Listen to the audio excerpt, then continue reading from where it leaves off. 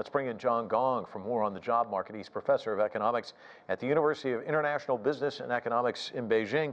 Let me start by just asking you about that. 4 million, nearly 4 million people registering for this year's national postgraduate entrance exam. That is a record high. What do you read into that?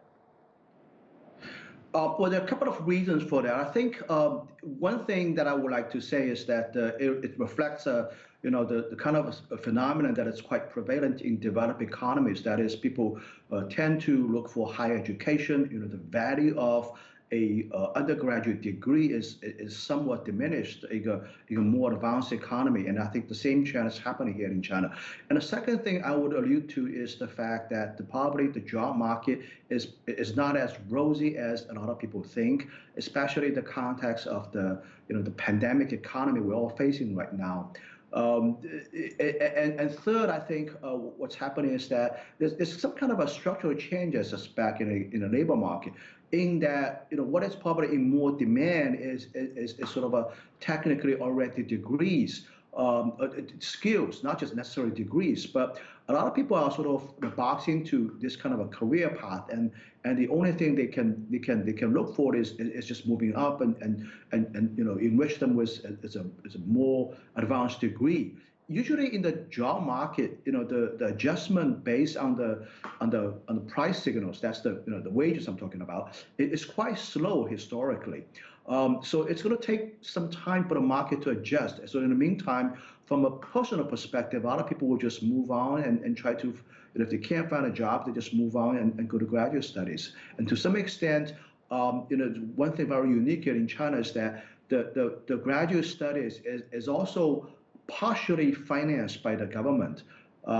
People get a very modest pay at substance level, basically. I think it's like 1,000 yuan or something if they go to graduate school. Right. So in combine all these reasons, I think it explains why there's a lot of demand for graduate studies here in China. So in a sense, what you're saying, I think, is people are looking for an edge, especially with the market as tight as it is.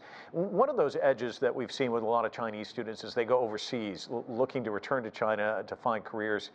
Now, though, they look at it with eyes wide open. China's job market looks a lot better than a lot of markets in other parts of the country. I mean, its economy has come up and looks to, again, in 2021.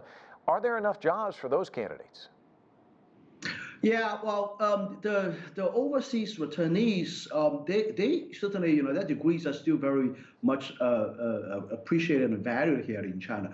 And I think what's explaining this big trend is that the wage differential between, for example, the United States and China has been greatly closed. The gap has been greatly closed over the years compared to my time. When I went to the United States for graduate study education, the wage level in China was probably like 1/10 of today's, at the time, America's wage level. Today, it's probably 2/3 of that. So the gap has greatly shrunk. So that makes making a career here in China become more attractive.